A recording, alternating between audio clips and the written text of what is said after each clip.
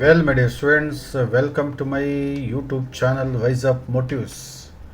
ಈ ಒಂದು ವಿಡಿಯೋದಲ್ಲಿ ಪ್ರಥಮ DLED ವಿದ್ಯಾರ್ಥಿಗಳಿಗೆ ಶಿಕ್ಷಣ ಮೂಲ ಪರಿಕಲ್ಪನೆಗಳ ಪರಿಚಯ ಎಂಬ ವಿಷಯದ ಬಗ್ಗೆ 5 ಅಂಕಗಳ ಪ್ರಮುಖ ಪ್ರಶ್ನೆಗಳು ಮತ್ತು ಉತ್ತರಗಳನ್ನು ನಿಮ್ಮ ಜೊತೆ ಡಿಸ್ಕಸ್ ಮಾಡ್ತೀನಿ. ಈಗಾಗಲೇ ನಾನು 2 ಮಾರ್ಕ್ಸ್ ಕ್ವಶನ್ಸನ್ನು ಡಿಸ್ಕಸ್ ಮಾಡಿ ನಿಮಗೆ ಅಪ್ಲೋಡ್ ಮಾಡಿದ್ದೀನಿ.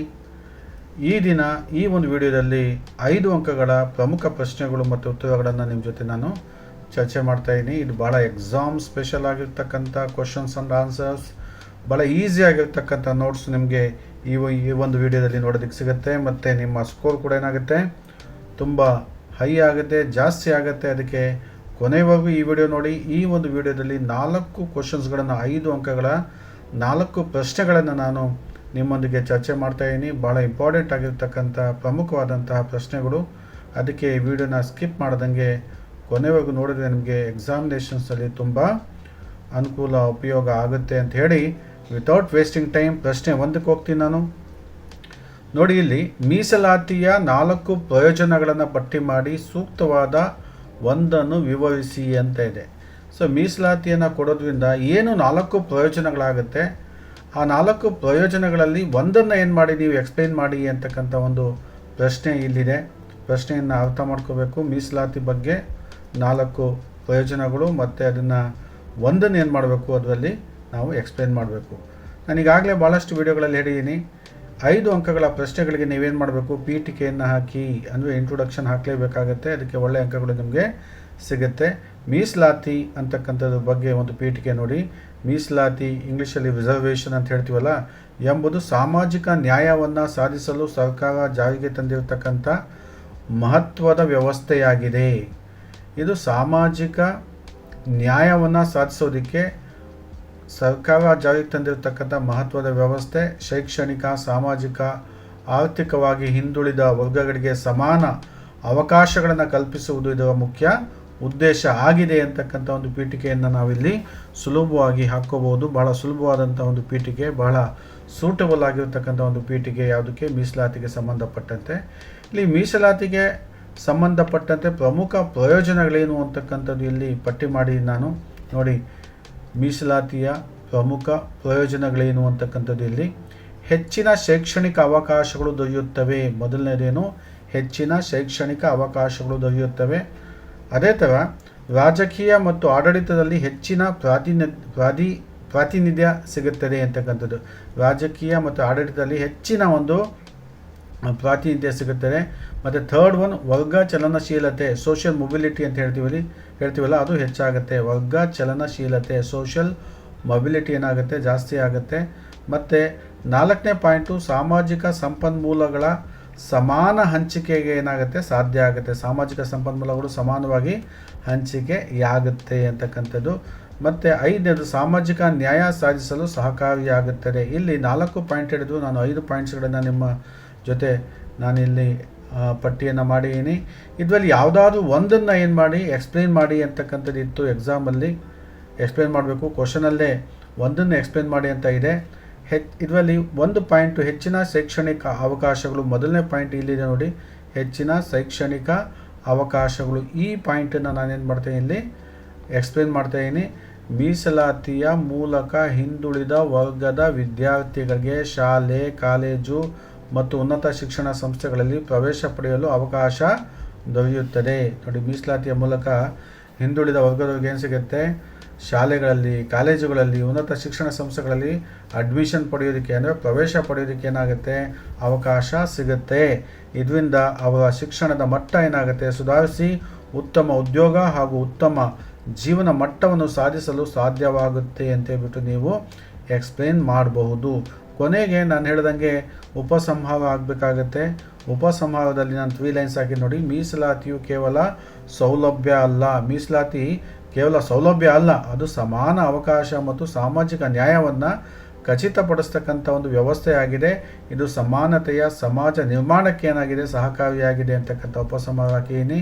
ಸೊ ಇಷ್ಟನ್ನು ನೀವು ನೆನಪಲ್ಲಿ ಇಟ್ಕೊಂಡು ಎಕ್ಸಾಮಲ್ಲಿ ಅಟೆಂಡ್ ಮಾಡಿದ್ದೆ ಅದರಲ್ಲಿ ಖಂಡಿತ ನಿಮ್ಗೆ 5 ಅಂಕಗಳು ಇಲ್ಲಿ ಲಭ್ಯ ಆಗೇ ಆಗುತ್ತೆ. ಕ್ವಶನ್ ನಂಬರ್ 2ಗೆ ನಾವು ಹೋಗೋಣ. ಕ್ವಶನ್ ನಂಬರ್ 2 ನೋಡಿ, ಇಲ್ಲಿ SSA ಅಂದರೆ ಸರ್ವ ಶಿಕ್ಷಾ ಅಭಿಯಾನದ ಬಗ್ಗೆ ಇದೆ. ಸರ್ವ ಶಿಕ್ಷಾ ಅಭಿಯಾನ SSCನ ಆಶಯಗಳು ಮತ್ತು ಉದ್ದೇಶಗಳನ್ನು ವಿವರಿಸಿ ಅಂತ ಇದೆ. ಸರ್ವ ಶಿಕ್ಷಾ ಅಭಿಯಾನದ ಆಶಯಗಳೇನು ಮತ್ತು ಉದ್ದೇಶಗಳೇನು ಅಂತಕ್ಕಂಥದ್ದು ಇಲ್ಲಿ ಎಕ್ಸ್ಪ್ಲೇನ್ ಮಾಡಿ ಅಂತ ಇದೆ. ಇಲ್ಲಿ ಪೀಠಿಗೆ ಹಾಕ್ಕೊಡಿ. ನಾನು ಹೇಳ್ದಂಗೆ ಸರ್ವ ಶಿಕ್ಷಾ ಅಭಿಯಾನ SSA ಭಾರತ ಸರ್ಕಾರದ ಪ್ರಮುಖ ಶಿಕ್ಷಣ ಯೋಜನೆ. ಇದು ನಮ್ಮ ಇಂಡಿಯಾದ ಗೌರ್ಮೆಂಟಿನ ಪ್ರಮುಖ ಶಿಕ್ಷಣ ಯೋಜನೆ ಆಗಿದೆ. ಪ್ರತಿಯೊಂದು ಮಗುವಿಗೂ ಉಚಿತ ಮತ್ತು ಕಡ್ಡಾಯ ಪ್ರಾಥಮಿಕ ಶಿಕ್ಷಣವನ್ನು ಒದಗಿಸುವುದು ಇದರ ಮುಖ್ಯ ಗುರಿಯಾಗಿದೆ. ಇದು ಪೀಠಿಕೆ. ಇಷ್ಟು ಪೀಠಿಕೆ ಹಾಕಿದ್ರೆ ನಿಮಗೆ ಒಳ್ಳೆಯ ಅಂಕಗಳು ಲಭ್ಯ ಆಗುತ್ತೆ ಅಂತಕ್ಕಂಥದ್ದು. SSA ಆಶಯಗಳೇನು, ಆಶಯಗಳು ಮತ್ತು ಉದ್ದೇಶಗಳನ್ನು ಇಲ್ಲಿ ಕೇಳಿದ್ರು. SSCನ ಆಶಯಗಳು ಏನು ಅಂದರೆ ಪ್ರಾಥಮಿಕ ಶಿಕ್ಷಣವನ್ನು ಸಾರ್ವತ್ರಿಕಗೊಳಿಸ್ತಕ್ಕಂಥದ್ದು. ಮತ್ತು ಸೆಕೆಂಡ್ ಒನ್, ಶಾಲಾ ವ್ಯವಸ್ಥೆಯಲ್ಲಿ ಸಾಮಾಜಿಕ ಪಾಲ್ಗೊಳ್ಳುವಿಕೆ ಹೆಚ್ಚಿಸುವುದು. ಥರ್ಡ್ ಒನ್, ಶಿಕ್ಷಣದ ಮೂಲಕ ಸಾಮಾಜಿಕ ನ್ಯಾಯವನ್ನು ಒದಗಿಸ್ತಕ್ಕಂಥದ್ದು. ಇದು ಏನಾಗಿದೆ, ಆಶಯಗಳಾಗಿದೆ. ಇದು SSCನ ಪ್ರಮುಖ ಉದ್ದೇಶಗಳೇನು, ಇಲ್ಲಿ ಎರಡೂ ಕೇಳಿದ್ದಾನೆ, ಆಶಯಗಳು ಮತ್ತು ಉದ್ದೇಶಗಳು. ಆಶಯಗಳನ್ನು ನಾವು ಈಗಾಗಲೇ ನಿಮ್ಮ ಜೊತೆ ನಾನು ಡಿಸ್ಕಸ್ ಮಾಡಿದೆ. ಈಗ ಉದ್ದೇಶಗಳೇನು, 2003 ಒಳಗೆ ಎಲ್ಲ ಮಕ್ಕಳನ್ನು ಶಾಲೆಗೆ ಸೇರಿಸಬೇಕು ಅಂತಕ್ಕಂಥ ಒಂದು ಉದ್ದೇಶ ಆಗಿತ್ತು. ಅದರಂತೆ 2007 ಒಳಗೆ ಎಲ್ಲ ಮಕ್ಕಳು 5 ವರ್ಷದ ಪ್ರಾಥಮಿಕ ಶಿಕ್ಷಣವನ್ನು ಪೂರ್ಣಗೊಳಿಸಬೇಕು ಅನ್ನುವಂಥ ಉದ್ದೇಶ ಇದೆ. ಅದೇ ಥರ 2010 ಒಳಗೆ ಎಲ್ಲ ಮಕ್ಕಳು 8 ವರ್ಷದ ಪ್ರಾಥಮಿಕ ಶಿಕ್ಷಣ ಪೂರ್ಣಗೊಳಿಸಬೇಕು ಅಂತಕ್ಕಂಥ ಒಂದು ಉದ್ದೇಶ ಇದು ಹೊಂದಿತ್ತು. ಅದೇ ಥರ ಎಲ್ಲ ಮಕ್ಕಳು ಶಾಲೆಯಲ್ಲಿ ನಿರಂತರವಾಗಿ ಉಳಿಯುವಂತೆ ಮಾಡತಕ್ಕಂಥದ್ದು, ಶಿಕ್ಷಣದ ಗುಣಮಟ್ಟವನ್ನು ಹೆಚ್ಚಿಸುವಂತಹ ಉದ್ದೇಶವನ್ನು ಇದು ಹೊಂದಿದೆ. ಯಾವುದು ಅಂದರೆ SSA ಸರ್ವ ಶಿಕ್ಷಾ ಅಭಿಯಾನ. ಉಪಸಂಹಾರದಲ್ಲಿ ನಾವೇನಾಗ್ಬೋದು, ಸರ್ವ ಶಿಕ್ಷಣ ಅಭಿಯಾನವು ಪ್ರತಿಯೊಬ್ಬ ಮಗುವಿಗೂ ಶಿಕ್ಷಣದ ಹಕ್ಕು ದೊರಕುವಂತೆ ಮಾಡುವ ಮಹತ್ವದ ರಾಷ್ಟ್ರೀಯ ಕಾರ್ಯಕ್ರಮ ಆಗಿದೆ. ಇದು ಶಿಕ್ಷಣದಲ್ಲಿ ಸಮಾನತೆ ಮತ್ತು ಎಲ್ಲರಿಗೂ ಅವಕಾಶ ಎಂಬ ತತ್ವವನ್ನು ಏನು ಮಾಡುತ್ತೆ, ಬಲಪಡಿಸುತ್ತೆ ಅಂತಕ್ಕಂಥ ಉಪಸಂಹಾರ ಹಾಕಿದ್ರೆ ಖಂಡಿತ ಇದು ನಿಮಗೆ 5 ಅಂಕಗಳನ್ನು ನೀಡುತ್ತೆ. ಈ ಎಲ್ಲ ಅಂಶಗಳನ್ನು ನೀವು ನೆನಪಿಟ್ಟುಕೊಂಡಿದ್ದೇ ಆದಲ್ಲಿ ನಿಮಗೆ 5 ಅಂಕಗಳು ಏನಾಗುತ್ತೆ, ಲಭ್ಯ ಆಗುತ್ತೆ. ಪ್ರಶ್ನೆ 3 ಹೋಗೋಣ ನಾವು. ಪ್ರಶ್ನೆ 3 ನೋಡಿ, ವೃತ್ತಿಪರ ಬೆಳವಣಿಗೆಯ ಮೂಲಕ ಒಬ್ಬ ಸಮರ್ಥ ಶಿಕ್ಷಕರಾಗಲು ನೀವು ಕೈಗೊಳ್ಳುವ ಕ್ರಮಗಳನ್ನು ವಿವರಿಸಿ. ವೃತ್ತಿಪರ ಬೆಳವಣಿಗೆಯ ಮೂಲಕ ಒಬ್ಬ ಸಮರ್ಥ ಶಿಕ್ಷಕರಾಗೋದಕ್ಕೆ ನೀವು ಯಾವ ಕ್ರಮಗಳನ್ನು ಕೈಗೊಳ್ತೀರಾ ಅಂತಕ್ಕಂಥದ್ದು. ಪೀಠಿಗೆ ನೋಡಿ, ಉತ್ತಮ ಶಿಕ್ಷಕನು ಕೇವಲ ವಿಷಯವನ್ನು ಬೋಧಿಸುವವನಲ್ಲ, ವಿದ್ಯಾರ್ಥಿಗಳ ಸಮಗ್ರ ಬೆಳವಣಿಗೆಗೆ ಮಾರ್ಗದರ್ಶನ ನೀಡುವ ವ್ಯಕ್ತಿಯಾಗಿರ್ತಾನೆ. ಇದು ಭಾಳ ಇಂಪಾರ್ಟೆಂಟು. ಆದ್ದರಿಂದ ಪ್ರತಿಯೊಬ್ಬ ಶಿಕ್ಷಕರು ತಮ್ಮ ವೃತ್ತಿಪರ ಕೌಶಲ್ಯಗಳನ್ನು ನಿರಂತರವಾಗಿ ಏನು ಮಾಡಬೇಕಾಗತ್ತೆ, ಅಭಿವೃದ್ಧಿ ಪಡಿಸ್ಕೊಳ್ಳೇಬೇಕು. ಇದು ಪೀಠಿಕೆ. ಉತ್ತರ ನೋಡಿ, ಇಲ್ಲಿ ಎಕ್ಸ್ಪ್ಲನೇಷನ್ ಇದೆ. ಮಕ್ಕಳ ಬಗ್ಗೆ ಆಸಕ್ತಿ ಮತ್ತು ಪ್ರೀತಿ ಬೆಳೆಸ್ಕೋಬೇಕಾಗತ್ತೆ. ನೀವು ವೃತ್ತಿಪರ ಶಿಕ್ಷಕರಾಗಬೇಕು ಅಂದರೆ ಮಕ್ಕಳ ಬಗ್ಗೆ ಆಸಕ್ತಿ ಮತ್ತು ಪ್ರೀತಿಯನ್ನು ಬೆಳೆಸ್ಕೋಬೇಕು. ವಿದ್ಯಾರ್ಥಿಗಳೊಂದಿಗೆ ಆತ್ಮೀಯ ಸಂಬಂಧ ಬೆಳೆಸಿದರೆ ಕಲಿಕೆ ಹೆಚ್ಚು ಪರಿಣಾಮಕಾರಿ ಆಗುತ್ತೆ ಅಂತಕ್ಕಂಥದ್ದು. ಸೆಕೆಂಡ್ ಒನ್, ಮಕ್ಕಳ ಸಾಮಾಜಿಕ, ಸಾಂಸ್ಕೃತಿಕ ಹಾಗೂ ರಾಜಕೀಯ ಹಿನ್ನೆಲೆಯನ್ನು ಏನು ಮಾಡ್ಕೋಬೇಕಾಗತ್ತೆ, ಅರ್ಥ ಮಾಡಿಕೊಳ್ಳುವುದು. ಮಕ್ಕಳ ಸಾಮಾಜಿಕ, ಸಾಂಸ್ಕೃತಿಕ ಮತ್ತು ರಾಜಕೀಯ ಹಿನ್ನೆಲೆಯನ್ನು ಅರ್ಥ ಮಾಡ್ಕೊಳ್ತಕ್ಕಂಥದ್ದು. ಅಂದರೆ ವಿದ್ಯಾರ್ಥಿಗಳ ಹಿನ್ನೆಲೆಯನ್ನು ತಿಳಿದುಕೊಂಡು ಅವರ ಅಗತ್ಯಕ್ಕೆ ತಕ್ಕಂತೆ ಏನು ಮಾಡಬೇಕಾಗುತ್ತೆ, ಬೋಧನೆಯನ್ನು ಮಾಡ್ತಕ್ಕಂಥದ್ದು. ಮಕ್ಕಳ ಸಮಸ್ಯೆಗಳ ಬಗ್ಗೆ ಸೂಕ್ಷ್ಮತೆ ಹೊಂದುವುದು.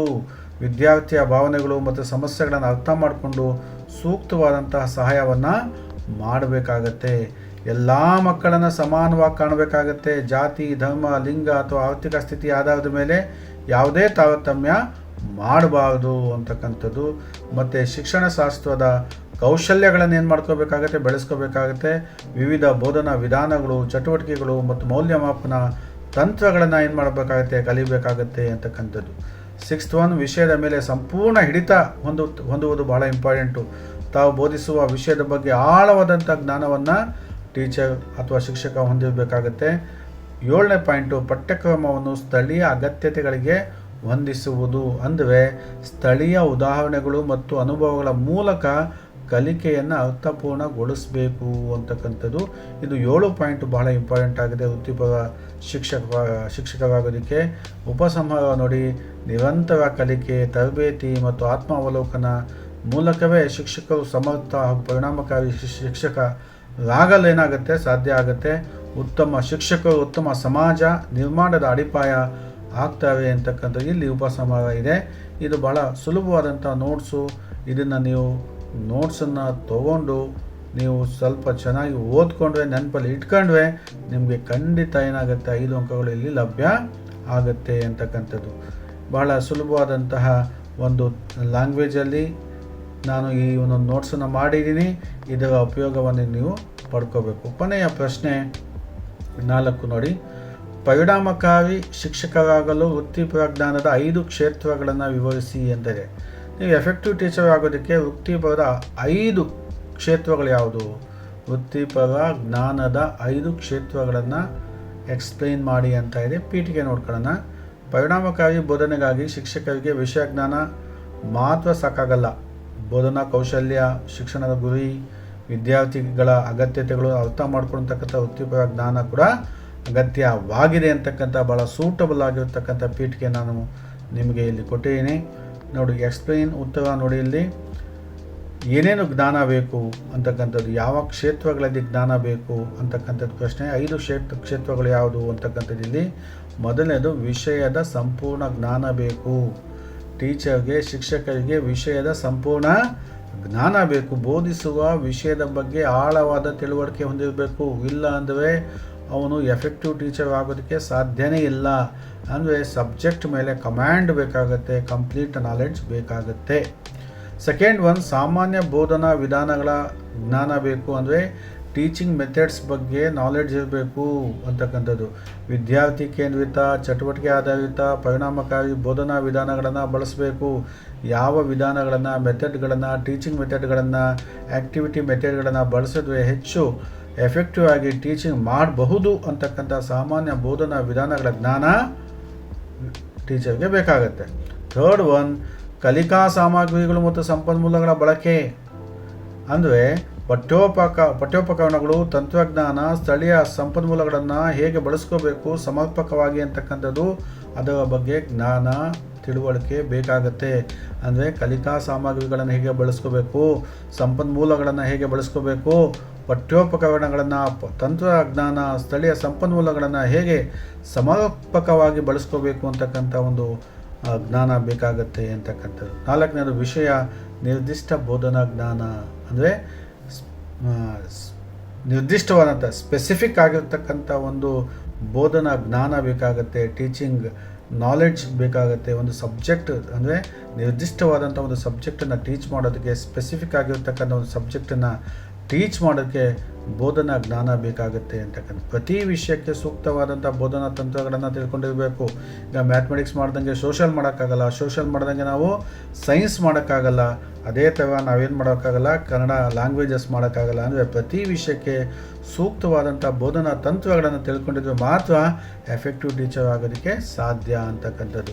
5ನೇದು ಲಾಸ್ಟ್ ಪಾಯಿಂಟ್ ಏನು ಅಂದರೆ, ಶಿಕ್ಷಣದ ಗುರಿಗಳು, ಮೌಲ್ಯಗಳು ಮತ್ತು ಶೈಕ್ಷಣಿಕ ಸಂದರ್ಭಗಳ ಅರಿವು, ತಿಳುವಳಿಕೆ ಇರಬೇಕು ಅಂತಕ್ಕಂಥದ್ದು. ಶಿಕ್ಷಣದ ಗುರಿಗಳೇನು, ಶಿಕ್ಷಣದ ಮೌಲ್ಯಗಳೇನು, ಶೈಕ್ಷಣಿಕ ಸಂದರ್ಭಗಳ ಅರಿವು, ಶಿಕ್ಷಣದ ಉದ್ದೇಶಗಳನ್ನು ಅರಿತು ತರಗತಿಯ ಪರಿಸ್ಥಿತಿಗೆ ಅನುಗುಣವಾಗಿ ಅಥವಾ ತಕ್ಕಂತೆ ಬೋಧನೆಯನ್ನು ರೂಪಿಸಬೇಕು. ಎಲ್ಲ ಅಂಶಗಳು, ಕ್ಷೇತ್ರಗಳು ಅವನಿಗೆ ಬೇಕಾಗುತ್ತೆ. ಇಲ್ಲಿ ಉಪಸಂಹಾರ ನೋಡ್ಕೊಳ್ಳಿ. ಇಲ್ಲಿ ಈ 5 ವೃತ್ತಿಪರ ಜ್ಞಾನ ಕ್ಷೇತ್ರಗಳನ್ನು ಬಲಪಡಿಸಿಕೊಂಡ ಶಿಕ್ಷಕರು ವಿದ್ಯಾರ್ಥಿಗಳ ಕಲಿಕೆಯನ್ನು ಪರಿಣಾಮಕಾರಿಯಾಗಿ ಅಂದರೆ ಎಫೆಕ್ಟಿವ್ ಆಗಿ ಮುನ್ನಡೆಸೋದಕ್ಕೆ ಸಾಧ್ಯ ಆಗುತ್ತೆ ಮತ್ತು ಶಿಕ್ಷಣದ ಗುಣಮಟ್ಟವನ್ನು ಹೆಚ್ಚಿಸಬಹುದು ಅಂತಕ್ಕಂಥ ಒಂದು ಇಲ್ಲಿ ಉಪಸಂಹಾರದೊಂದಿಗೆ ಈ ಒಂದು ಉತ್ತರ ಏನಾಗುತ್ತೆ, ಎಂಡ್ ಆಗುತ್ತೆ. ಇದನ್ನು ನೀವು ನೆನಪಲ್ಲಿ ಇಟ್ಕೊಂಡ್ರೆ ಖಂಡಿತ ನಿಮಗೆ 5 ಅಂಕಗಳು ಲಭ್ಯ ಆಗುತ್ತೆ. ಈ ಒಂದು ವಿಡಿಯೋದಲ್ಲಿ ನಾವು ಕ್ವಿಕ್ಕಾಗಿ ರಿವಿಷನ್ ಮಾಡೋಣ.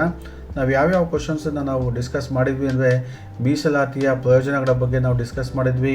ಕ್ವಶನ್ ನಂಬರ್ 2, ಸರ್ವ ಶಿಕ್ಷಣ ಅಭಿಯಾನದ ಆಶಯಗಳು, ಉದ್ದೇಶಗಳನ್ನು ನಾವು ಏನು ಮಾಡಿದ್ವಿ, ಡಿಸ್ಕಸ್ ಮಾಡಿದ್ವಿ. ಕ್ವಶನ್ ನಂಬರ್ 3, ಸಮರ್ಥ ಶಿಕ್ಷಕರಾಗಲು ಕೈಗೊಳ್ಳತಕ್ಕಂಥ ಕ್ರಮಗಳು, ಅದ್ರ ಬಗ್ಗೆ ನಾವು ಡಿಸ್ಕಸ್ ಮಾಡಿದ್ವಿ. ಕ್ವಶನ್ ನಂಬರ್ 4, ಪರಿಣಾಮಕಾರಿ ಶಿಕ್ಷಕರ ವೃತ್ತಿಪರ ಜ್ಞಾನ ಕ್ಷೇತ್ರಗಳು 5 ಕ್ಷೇತ್ರಗಳನ್ನು ನಾವೇನು ಮಾಡಿದ್ವಿ, ಡಿಸ್ಕಸ್ನ ಮಾಡಿದ್ದೇವೆ. ಇಲ್ಲಿ ಎಕ್ಸಾಮ್ ಸಕ್ಸಸ್ ಟಿಪ್ಸನ್ನು ನಿಮ್ಗೆ ಕೊಡ್ತಾ ಇದ್ದೀನಿ. ಉತ್ತರವನ್ನು ಪರಿಚಯ ಅಂತ ಹೇಳಿದ್ರೆ ಪೀಠಿಕೆ ಅಂತ ಹೇಳ್ಬಿಟ್ಟು ಪೀಠಿಕೆಯನ್ನು ಹಾಕಬೇಕಾಗತ್ತೆ. ಮತ್ತು ತೀರ್ಮಾನ ಅಂತ ಹೇಳೋ ತೀರ್ಮಾನ ಇಲ್ಲಿ ಉಪಸಂಹಾರ ಅಂತ ಅಂದ್ಕೊಡಿ. ಉಪಸಂಹಾರದೊಂದಿಗೆ ಅಂದರೆ ಪೀಠಿಕೆ, ವಿವರಣೆ ಮತ್ತು ಉಪಸಂಹಾರ ಕ್ರಮದಲ್ಲಿ ಏನು ಮಾಡಬೇಕಾಗುತ್ತೆ, ಬರೀಬೇಕಾಗತ್ತೆ.